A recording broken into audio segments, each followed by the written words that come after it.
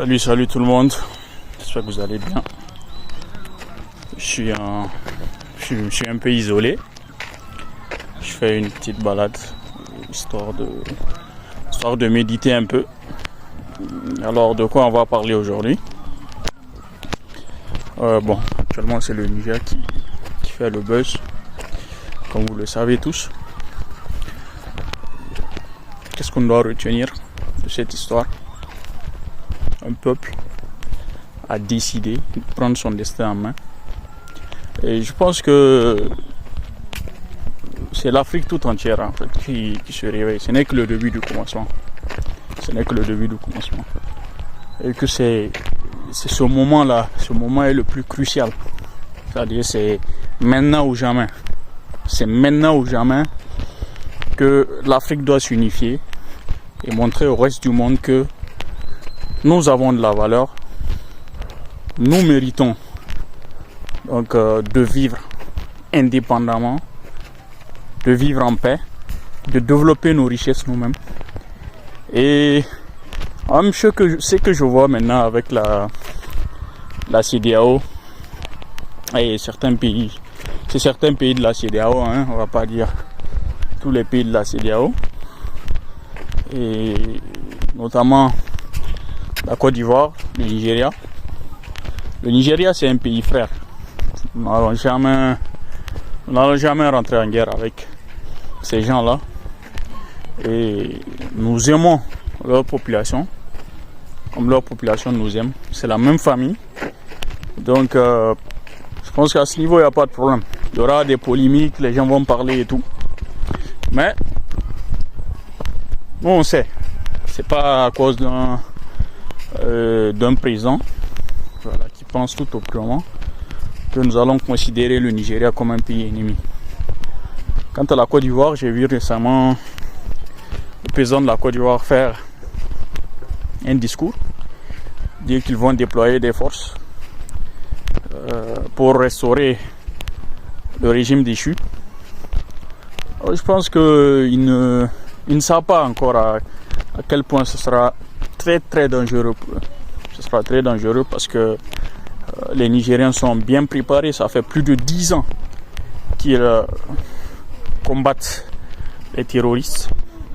Ils ont une expérience redoutable en matière de défense, en matière de combat. Et le point le plus essentiel à savoir, c'est que ils seront en mode défense. Ils seront dans leur pays, conscients du fait que l'avenir de leur pays est entre leurs mains. Donc ce sont des gens qui seront prêts à mourir pour leur patrie. Et quelqu'un qui est prêt à mourir pour sa patrie, qui est chez lui, qui défend sa nation, devient beaucoup plus fort, beaucoup plus dynamique, beaucoup plus dangereux qu'un étranger qui vient juste pour des ambitions politiques des différents présidents. Donc je pense que il faut faire très attention. Il y a des Nigériens en Côte d'Ivoire, il y a des Nigériens ici, il y a des Ivoiriens ici, il y a des Ivoiriens en Côte d'Ivoire. Donc il ne faut pas que la Côte d'Ivoire en fait pense qu'elle peut juste envoyer un bataillon. J'ai entendu le président dire qu'il va envoyer un bataillon et que tout va se passer juste comme ça aussi facilement. Et donc je pense que nous devons être vigilants, et je pense que les Africains l'ont compris aujourd'hui.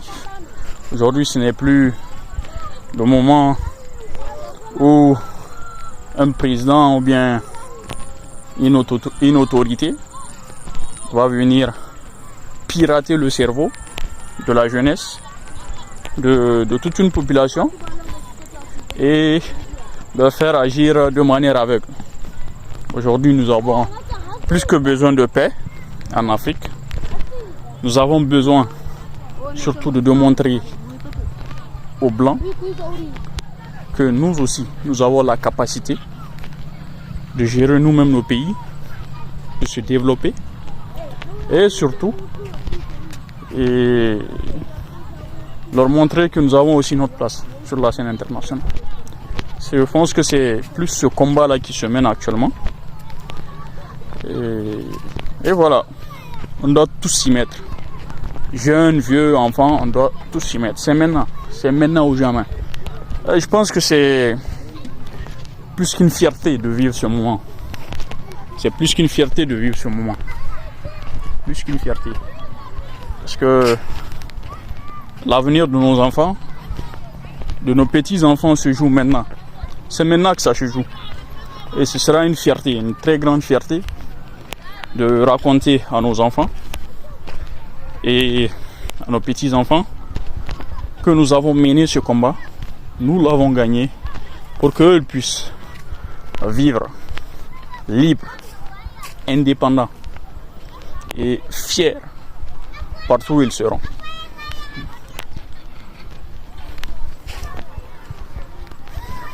Je vous remercie.